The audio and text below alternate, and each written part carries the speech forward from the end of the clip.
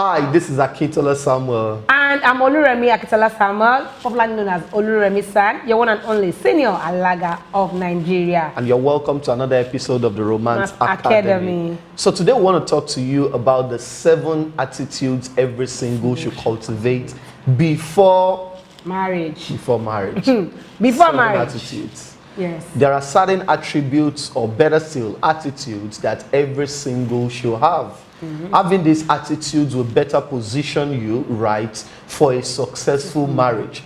You see, it's been said that your attitude determines your altitude, right? It's more than a quotable quote, it is the reality. True. The attitude you bring into marriage will determine the success of the failure of your marital experience.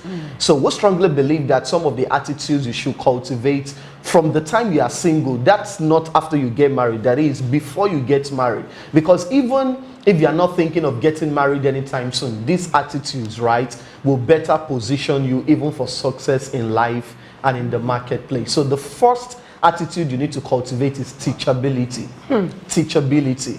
You see, as a single, you need to be teachable. You need to be teachable. When you look at, someone like Ruth in scriptures, right? Scripture tells us that Ruth listened to what her mother-in-law Naomi told her to do. She was single. She wasn't even thinking of marriage at that particular point in her life. But the mother-in-law, right, told her, said, you know what, go to the field of Boaz.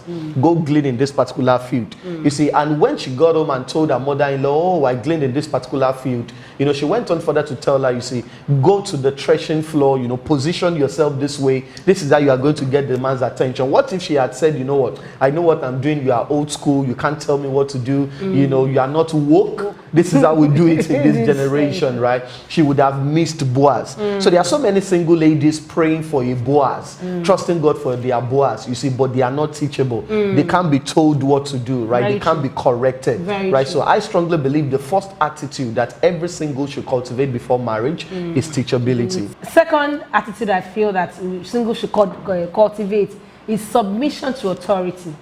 Submission to authority.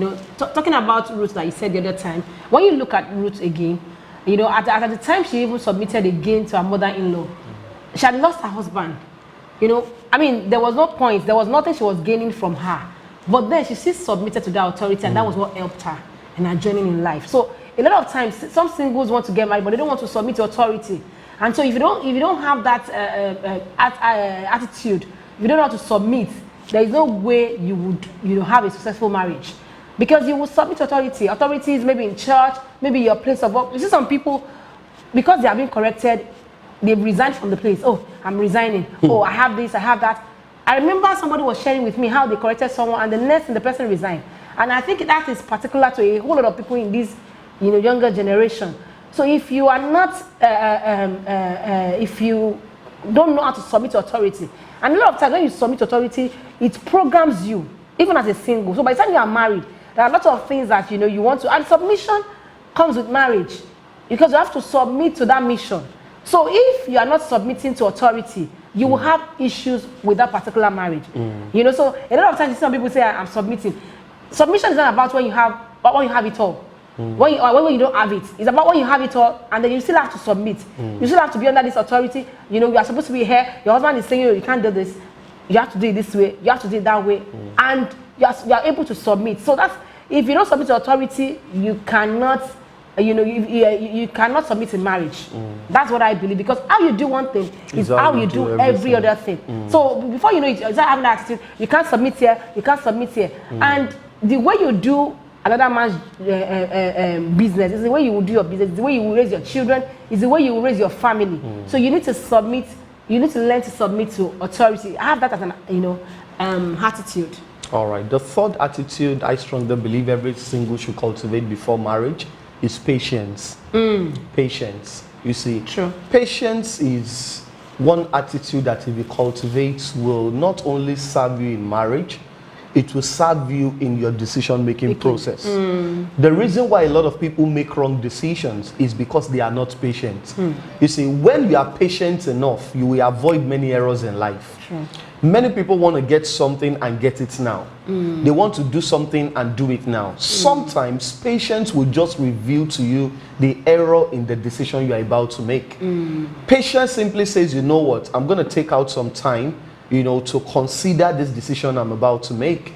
But you see, if you are not patient, even in the marketplace, in business, in your finances, you would eventually fall into errors, right? So patience is the third attribute or attitude, right, that I strongly believe every single should cultivate in marriage. The fourth attitude I feel you need to cultivate as a single in marriage, before marriage, is calmness of spirit. A lot of people are not calm. You need to be calming down. You need to be calming down. Be calming down. A lot of people are not calm. People just want to do things based on what you're saying.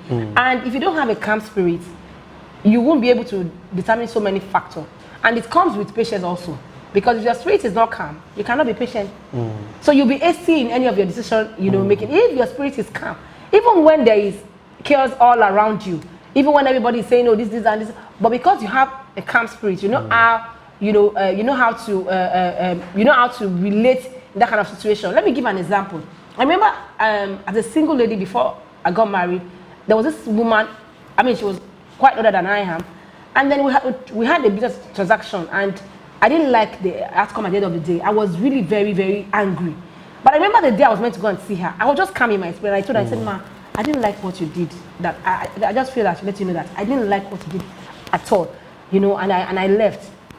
Years later, you know, I met her at you know, a function, and she was telling me about the she has married a pastor, she's this, is that, blah, blah, blah. And she said, you taught me one thing. Said, out of all the people I've dealt with, for her, maybe it was a major weakness, you know, her own weakness came out to, you know, play out in that business transaction. But, you know, she said, you taught me once, she said, that day you were so calm, and that you were, I had to even pray for it, because I had to pray before going to see her, because I was like, I was just giving her a piece of my mind, you know. But if you don't have calm spirit, maybe you need to pray it, you have to pray it for yourself to be calm.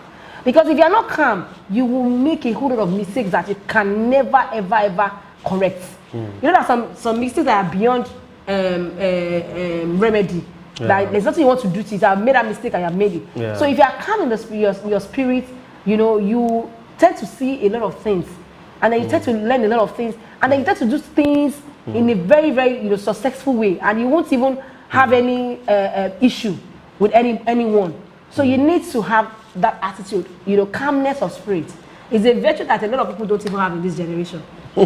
Yes, people are hasty, people want to do something. You saw something, you jump online, you want to quickly comment. You have not even asked yourself, you're not even ready to digest it and say, okay, this one I'm doing, okay, this situation, what's happening? Oh, this one. You just saw that two picture. You saw myself, maybe I was just looking at my husband and say, hey, pastor has beaten her. Hey, this, that. The next thing you have jumped. You need to be calming down. Calmness down. All right, so another attitude that you should cultivate as a single, if you are single and you're watching this, right? Another attitude you need to cultivate before you get married is optimism. Optimism. Learn to expect the best from life. You see, life is as you see it. You can either see a glass as being half full or being half empty, right? It's a decision, you see. Optimism is not a gift. It doesn't come by impartation. You see, it's a choice. It's what happens when you decide to see things from the positive side. You see, no matter how bad things are, one of the things I've come to realize over the years is this: everything cannot go bad in your life at the same time. In life, there would always be things outside of your control, and there would always be things within your control. You see, you would only be optimistic when you decide to focus on the things that you can control, right? So the next attitude you need to cultivate is friendliness. There are lots of singles that want to get married and they're not friendly. They are not friendly. I have a couple of people that, you know, before they met their husband, they met their mother-in-law. I know someone that the mother-in-law said, this lady is so nice, she's so friendly, and she's very friendly. I would like to introduce my son. Meanwhile, our son had met, you know, the lady, and then from there, that was how they got, you know, married. So a lot of people, sometimes the next person to you that you're not friendly to might be your husband. You have to be friendly. The first time I saw my husband was, I saw him again 7 years after. So if I wasn't friendly with him on the first time I ever saw him, I'm sure he wouldn't think of talking to me, right? The girl is friendly. So you have to be friendly. So because in marriage also, if you don't marry your friend, at the end of the day, you just be like flatmates, or you just be like roommates, or you just be like, you know, like you're coping with each other. And it's not good in any relationship, even in marriage. You have to be friendly. You never can tell who will recommend, and will talk about this person. Like, this person, this person. So if you're not friendly, somebody is greeting you, and you're single. You're not friendly. Somebody is correcting you. You're like, excuse me, who are you? Do you have what you know? You have to be friendly. You know, so you never can tell, that girl, let me introduce my friend to you. A lot of people that I know, it's not matchmaking, matchmaking is even different. This one is like, somebody is talking about this person, and then like, I'm single, and you're talking about this person. Let me meet the person, and then before you know it, they're married. So you have to be friendly. And you know, friendliness is gainful, because you never can tell who is going to, help you at the end of the day into that marital destiny. So please, you never can tell. You can meet your father-in-law when you are friendly, you can meet your mother-in-law, you can even meet, the people that would recommend you to your husband when you are friendly. Yeah, I think the common thing is a lot of singles are only friendly with the people they think they can date. Yes. So once they size someone up and they think, this one I can't marry this one, they become hostile. Not knowing that that person you are hostile to might be the link, right, between you and the person you are supposed to marry. And you always need your friends. Even after marriage, you always need your friends. So please, be friendly. So the last attitude you need to cultivate, this is not exhaustive, right? We're just talking about 7 that we really think you should cultivate starting from now. So the 7th attitude you need to cultivate, right, is the attitude of gratitude. The attitude of gratitude. Learn to be grateful. Learn to be grateful. Don't only be grateful to people that have done massive things for you. Be grateful for people's time. Be grateful for the advice. Be grateful for every investment they make into your life. Be grateful to your parents. If you are single, when was the last time you appreciated your parents for their investment in who you have become? So you must learn to always appreciate and acknowledge every kind gesture done towards you, right? An attitude of gratitude will take you farther in life than you can ever imagine. So as a single, before you get married, right, learn to cultivate this attitude of gratitude. This attitude of gratitude will take you farther than you can ever imagine. So we strongly believe that if you cultivate these 7 attitudes, it will position you above your colleagues, your contemporaries, not just for marriage. It will not just prepare you for marriage, but it will place you above your colleagues and contemporaries in life and in the marketplace. So strongly believe you've enjoyed this episode. If you are, subscribe to this channel, right? Comment below, let's know what you think. And also remember to click on that bell icon and turn on the post notification. So thank you for watching today. Till we'll see you again. God bless you. God bless you. And please don't forget to subscribe. Thank you. Bye. Bye.